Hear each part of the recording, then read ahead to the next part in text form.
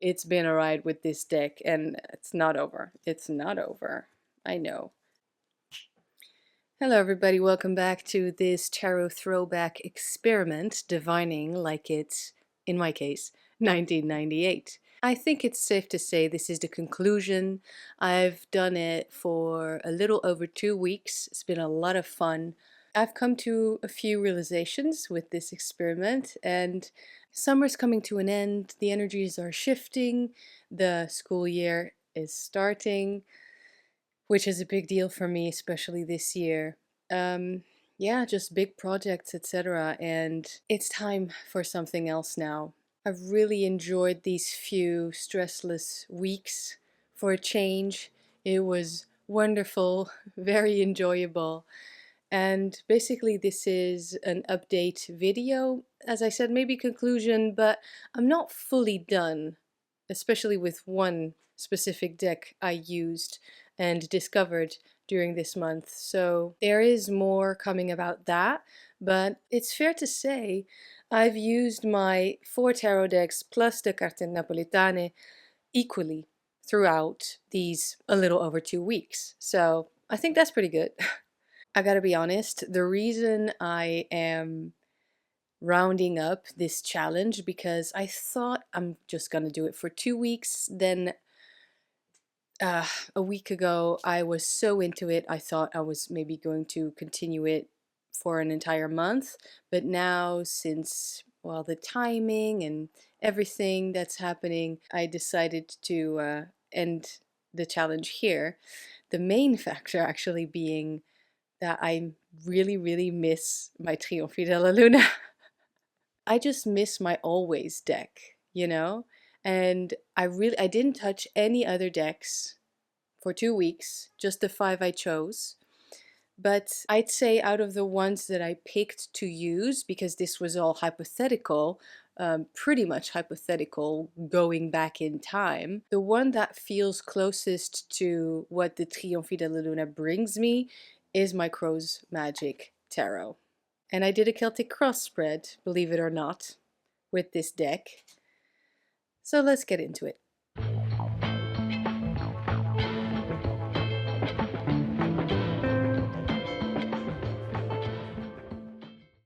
For these 2 weeks, I've been riding that nostalgia train and I've been loving it. It was taking a step back in time in my childhood.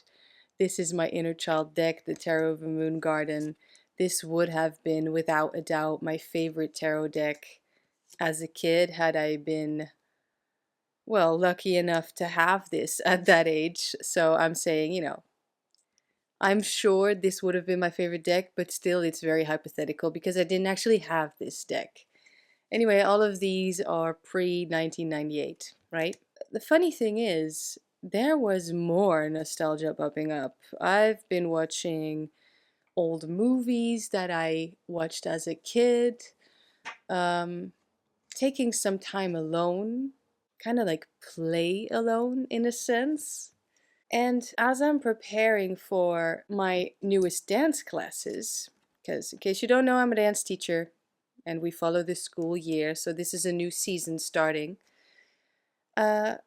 I check out some Corsican artists because I was researching music, and I mean, that can be really good stuff, really good music. Not always, not always. It's not always the best taste in a sense, but when they go a cappella, really traditional, oime, that is just beautiful, and that brings a lot of stuff to the surface. Then I realized, or I remembered rather, because I also know I realized this earlier, the fern is one of the symbols for Corsica.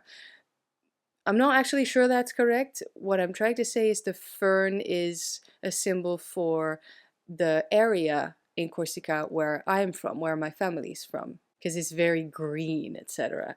Now, Tarot of a Moon Garden has a fern in almost every card of the deck.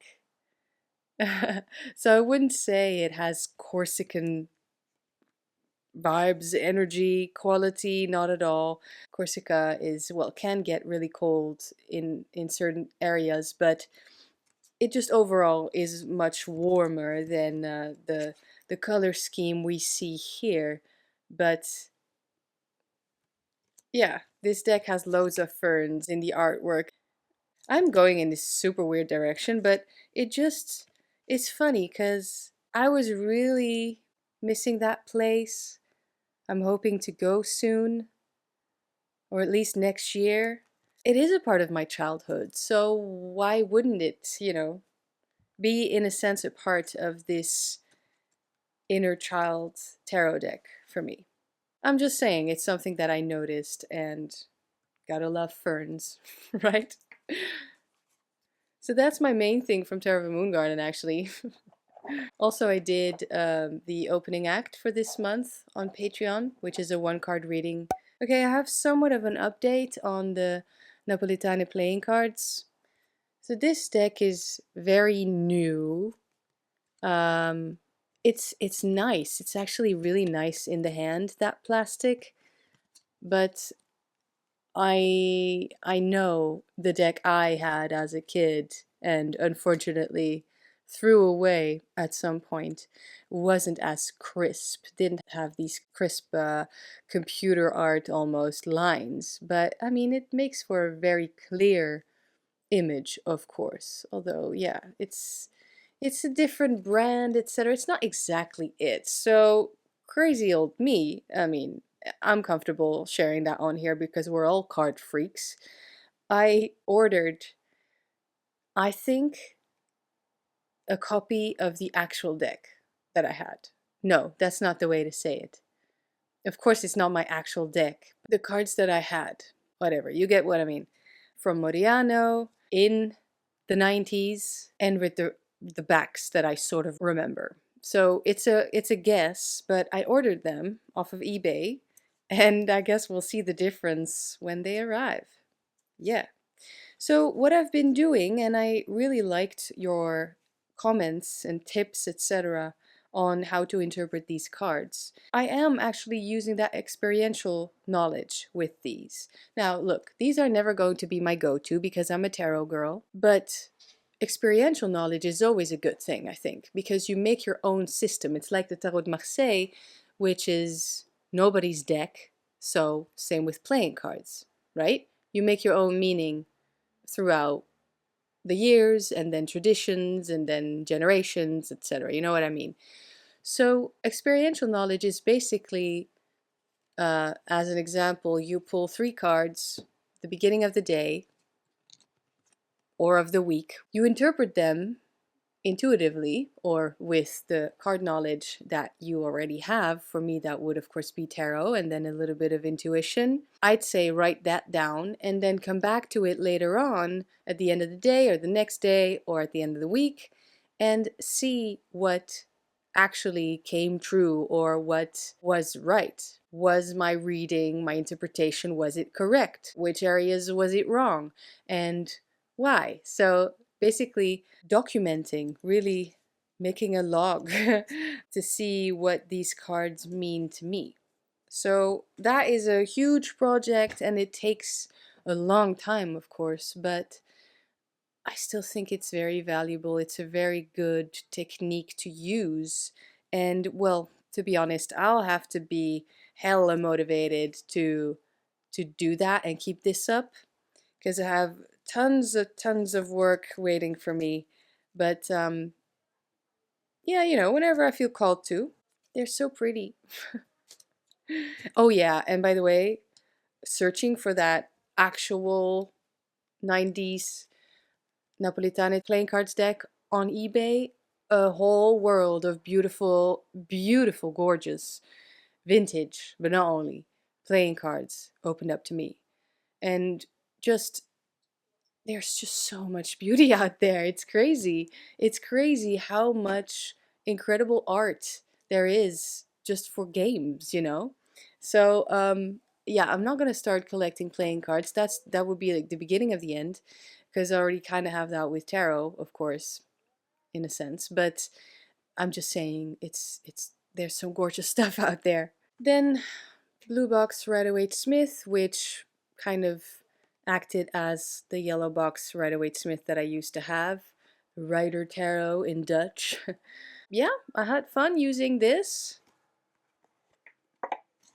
It's it's nice. It's a nice deck. It's a good quality. It's a lovely shuffle. I mean, the lines are crisp. I mean, the colors are not exactly my taste, but they're cool.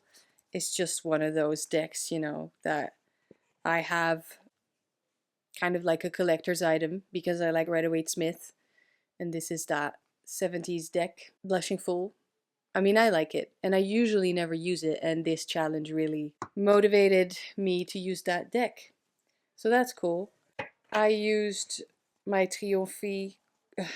See, I missed that deck. My evil twin. No, I meant to say I used my Crow's Magic Tarot quite a lot as well. And this is just, I mean, I don't know if you've seen the Celtic Cross interpretation, but it just flows. It just goes. It's just, I get this deck and this deck gets me. We have something incredibly special going on, in my opinion. This deck had its moment on TarotTube, right? For a couple of weeks. This is one of my always decks, for sure. It's top 5. Top 5. I don't know what's wrong. I don't know what's going on with this deck and but I absolutely adore it. So yeah, loved working with that, and I'm gonna continue working with this. So all I can say. That's actually a good thing to document or to add to this video. Napolitane playing cards. Yeah, I'm gonna play around with it, but I'm not gonna go deep studies because I just want to get back to tarot and play with my decks, you know? Tarot of Moon Garden will always be there for me for when I need that inner child work. This one will just go back on the shelf, probably unshuffled. Crow's Magic is here to stay. It's just a staple deck for sure, an essential. Then there's also the Thoth, which I'm not done with. No, I'm not done with. But good news, the Thoth has forgiven me. Look at these positive vibes. So yeah, really happy about that. I don't know, it's been a ride with this deck and it's not over. It's not over. I know. But I've actually been getting all the negative cards, right? From this particular Thoth deck, which was a shame because I actually kind of like using this a lot. And well, there's something extra with this one. I'll share that with you in a moment. But I'd say I missed my Trionfi. I also got a little bit bored because, as I said, I want to play with my decks. I'd say this was a nice thing to do, Tarot Throwback. Maybe something I can do every year? I don't know. It was so much fun. And I don't want to say it kept me busy during summer weeks where I didn't have a lot to do, where I was off work, which was great. But actually, maybe, yeah, it was a wonderful way to just relax and take it easy and really let my imagination just go a little bit wild with this, you know? It was very enjoyable once more. I kind of tried to go back for a bit, even though, again, hypothetical. And you know, I am going to now work with other decks, pick up other decks. I really feel I need that now. But I'm not fully done with this challenge because, again, these ones, there's more happening. There's another deck coming. We're gonna compare them, etc., and see if that actual old deck maybe triggers something else. I don't know. I don't know. What do you think? Predict this for me, will ya? So I really liked this challenge. Thank you so much to Mixtress Ray. It brought me a lot of positivity and fun just for the sake of it, which is just a sacred thing to still have as an adult, and also a sense of safety and security along with the play and imagination. And I also got a lot of, which was the best, I'd say, out of this whole challenge, that feeling you get when reading for yourself of this message you get is for you and you are not wrong. What you feel is your message. That's the main thing. I think my brain, except for the new deck, was a little bit more just off in the distance, doing its own thing. And there was a bit more feeling. I'm not saying that's not there in regular old tarot readings, including the ones I do for clients, obviously. There is a lot of intuition and feeling, but this was, I don't know, it kind of strengthened it. Yeah. Last thing, which is going to be very controversial. Yes, another controversial thing. My Thoth deck, because I haven't really talked about this one yet. Now, I'm not done talking about this one. I'm not sure if I'll share it on YouTube or on Patreon. We'll see. But there's a whole adventure between me and this particular Thoth deck that is going on. You know what I did though? I decided to put my own keywords on the Thoth court cards. So don't click away. Don't click away. It's not a bad thing. It's not terrible. It's not going against the Thoth system or anything. Just hear me out. I know the meaning, right? We know the meaning of the court cards. But as I said, I kept getting negative messages. Maybe not even always negative cards, although I'd say yes, but most of all, negative messages from some of these cards. And this is partly, to be honest, Book of Thoth's fault. Because I cannot be the only one in the world of tarot to notice that Book of Thoth Court's meanings are 9 times out of 10 really putting the emphasis and focusing on the negative aspect. You kind of have to read in between the lines like Lennon does, right? Oh my god, her last Thoth video is fucking golden, okay? But you kind of have to read in between the lines to find the positive and helpful and good aspects of the court cards in the Thoth deck, or in the Book of Thoth, I should say. I don't know, the negative side is just highlighted. Maybe it's just me, but I really don't think so. So yeah, I put keywords, and also I put the natural phenomena that I feel corresponds to each card, because obviously Thoth courts are very elemental.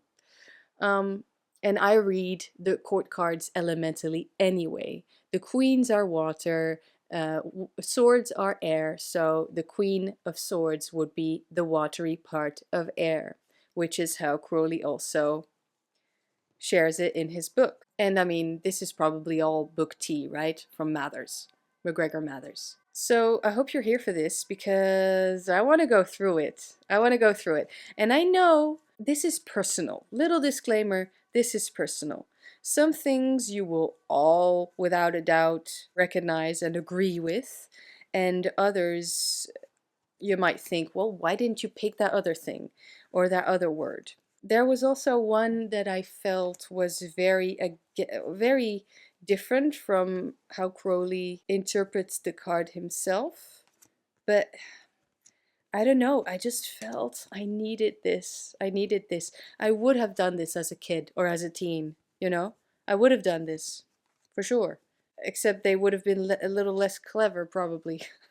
I know my thoughts aren't all diamonds, okay? But yeah, this was fun, and I just love challenges, deep dives like these, you know. It's about doing crazy shit like this. So let's go through the natural phenomena first, and then connect them with the keywords that I put. So, can you see that? I don't want to spoil it. This is the Prince of Swords, and I put winds. For the Knight of Discs, I put land. For the Knight of Cups, I put waves. For the Queen of Wands, I put flame. For the Princess of Cups, floods.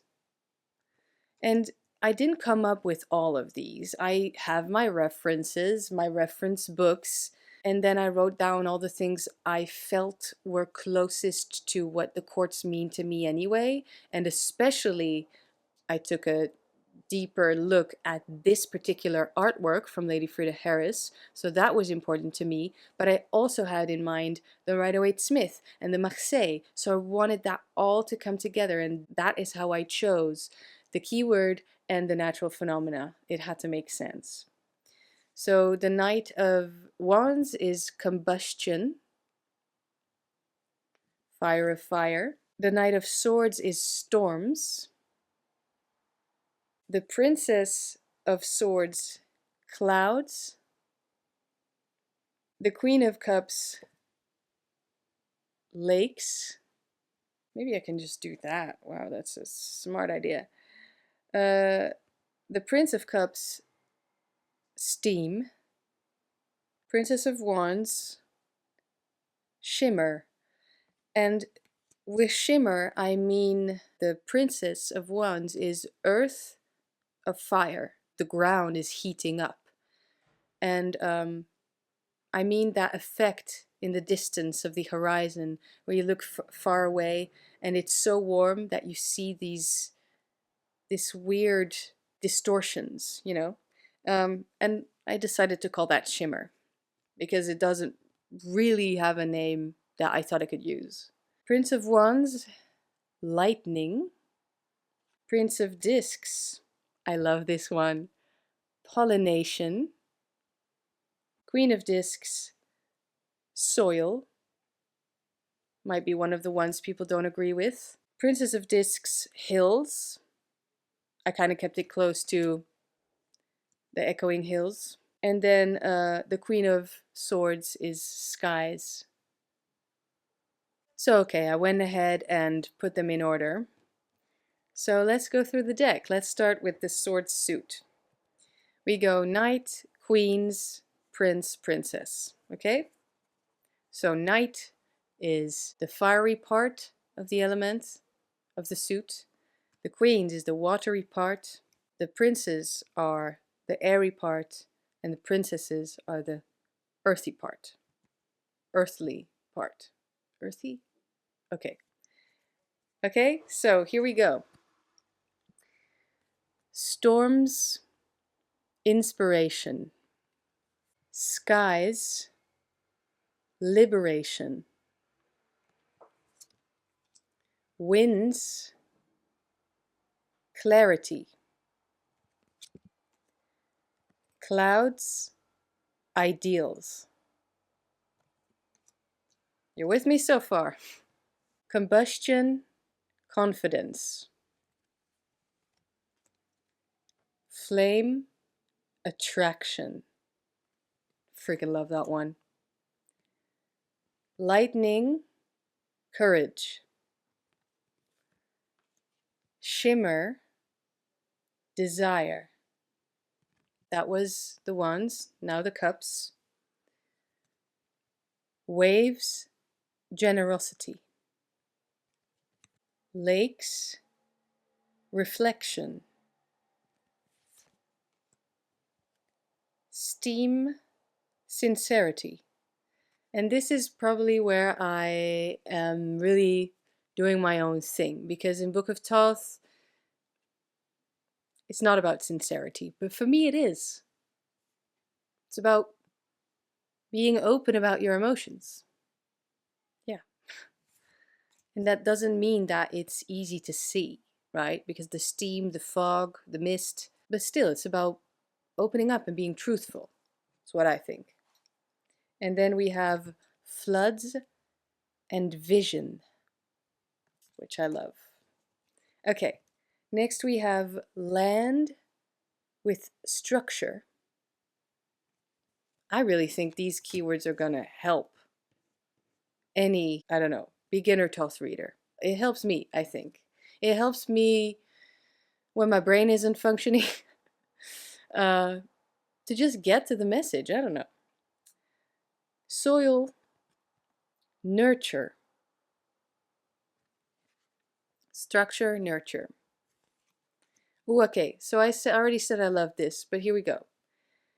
Pollination, emancipation. Get it? And then we have hills and promise. Promise for the future of what is happening. That was it. That is my little shabby Dutch Thoth. Now actually has keywords and the natural phenomena. So let me know what you think of that. And this is pretty much it. That was my tarot throwback update. I am almost pretty much fully done with this challenge. I am going straight into my bookcase here and shuffle my Trionfi and smell it and read with it and just love it because I missed it so much. And I just want to thank you all for being here. This was a wonderful challenge and yeah, I loved it. I hope it was fun for you to watch as well. And maybe also you picked up on some ideas, some cool things. Okay, I think that's it. I'll see you next week. Bye.